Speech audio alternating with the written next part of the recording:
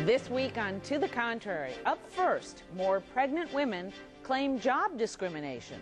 Then, Michelle Obama, wife of Democratic presidential contender Barack Obama, scales back her work hours to campaign for her husband. Behind the headlines, can meditation replace medication for children with ADHD? Hello, I'm Bonnie Hervé. Welcome to The Contrary, a discussion of news and social trends from diverse perspectives. Up first, woe is the working mom-to-be. So, Congresswoman Norton, are pregnant working women better or worse off than they were? The challenges that pregnant working women face today are very different than 20 years ago, but for the most part, I mean, they absolutely are doing much better and are better off. They're allowed to work now. Well, but if they are better off, why all the lawsuits? Well, from what it would appear that the lawsuits are deserved. I mean, absolutely deserved in many instances, but some of the stories that people have told me about what things used to be like, I was talking to several women who were school teachers here in the District of Columbia 20, 30, and 40 years ago, who I was astounded, told me that they were required to wear girdles while they were pregnant as soon as they found out they were expecting, so that they could hide the pregnancy. And once you saw the pregnancy, they lost their jobs immediately. At least that is no longer the workforce that we have today. Well, I think you really have themselves, or do they hurt women who come after them because employers think, my God, the last one, was taking leave all the time and we couldn't deal with it? All of these things are going to enter people's minds. It is natural, it's a natural thing to do. But one of the things we also have to remember is the workforce really has changed. Men are taking paternity leave now. There are men who are choosing to stay home and take care of their children afterwards, and they're going to face the same challenges that women face trying to get back into the workforce after they re-enter and helped raise the children. Right, but men are still percentage-wise taking 1% of paternity leave compared to what women take for maternity leave. On the other hand, will younger men face discrimination? Younger newly married men face discrimination in jobs competing against single guys? Well, next thing... Well, and here's the thing I found sort of disturbing about watching the commentary about Michelle Obama in Salon.com is that, first of all, black women have always been feminists. Maybe we didn't call ourselves feminists of one sort or another, but we've always had to work. There was never a question of whether we had the luxury of sitting home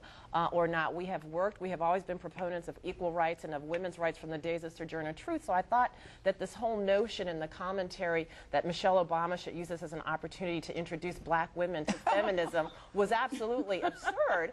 But additionally, what's wrong with loving your husband and supporting him? What is wrong with supporting him and going out on the campaign trail and introducing the American public not only to her husband in a different light, but to her? People want to know. Let me play down. So, are America's children over-medicated, Michelle Bernard? Oh, absolutely. My personal opinion is absolutely. I mean, kids on sleeping pills, and one of the things that we know about ADHD is that the diagnosis it's very subjective, and there is a great possibility that too many people are being diagnosed with ADHD. I find this alternative type of therapy to be absolutely fascinating, and to know that so much of it is going on here in the Washington metropolitan area. The studies that are, I think, coming out of the Chelsea School, which is a private school in Silver Spring, Kingsbury in Washington. Let's not get too parochial. It's a national show. It's going on all over. But it's going all over. But I've got to say, the studies are showing that these kids that are involved with TM are showing enhanced cognitive skills. They're able to focus, they're able to pay attention, and it lasts. Whereas when their ADHD medication wears off, they've got to start all over again, and you sort of see them stepping back. I mean, I think parents have to be careful in making sure that they do what's absolutely right for their kids, but I think this is fascinating. I talked to Dr. Stixrud, who's one of the pioneers in this. He's a neuropsychologist, and he said that these children that we saw in the package are on ADD medicine, and in fact it would have been fairly difficult to get them to do the TM because these were kids with bona fide cases of ADD and very impulsive, problems with transitioning. And what he told me about was how those brain waves do change, and what it takes away is the stress that stops these kids from being able to think before they act. And he told me about one child in the study he said, what's the difference between before you did this and now that you've done the transcendental meditation? He said, well, in the hall, if someone bumped into me, I just hit him. He said, now, what happens if someone bumps you in the hall? He says, well, if someone bumps me in the hall, I stop and think, do I want to hit him? He doesn't say Om Nyoko Renge Kyo or something. Could somebody else get a word in as well? All I can say is get me some TM. I really do mean it. I think this has something to say to the entire society, and I'm fascinated enough about it to want to explore it further. I think that's the story, not simply of kids with ADHD, but to the massive ADHD in American society. To everybody who's stressing out. Right. Well, I mean, just all society's faster. The BlackBerries, but the kids are this way. I mean, the computers earlier, the games, the television. Everything is constantly at them. And the idea the kid, I run into somebody in the hall and I want to hit them when they run into me. I mean, that's most kids today. You see all the stories that kids act out more.